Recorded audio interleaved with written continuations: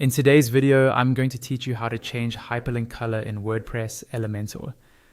We'll walk through this step by step, so even if you're new to Elementor or WordPress, you'll be able to follow along easily and customize your link colors with confidence.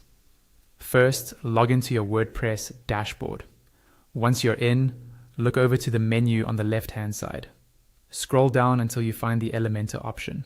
Hover your mouse over it to expand the sub-menu. Then click on the Editor option. This will open up the Elementor interface where you can visually edit your site.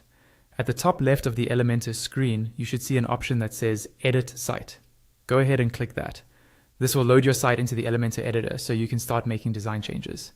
Now, inside the editor, look for the section or widget that actually contains the hyperlink you want to change.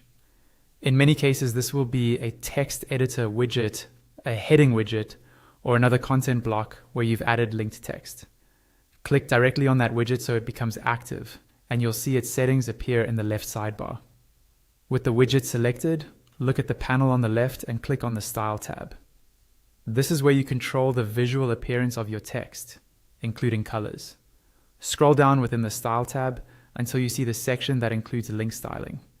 Near the bottom, you'll see options like Normal and sometimes Hover. Click on Normal to adjust the regular appearance of your hyperlink. Next to link color, you'll see a small color swatch or box. Click that swatch to open the color picker. A panel will pop up where you can choose any color you like. You can drag around the color palette, use the sliders, or enter a specific hex code if you already know the exact color you want to match your brand or design. As you change the color, you'll notice that the hyperlink on your page updates in real time right inside the editor. Take a moment to preview how it looks, make sure the link stands out enough, and check that it's readable against your background.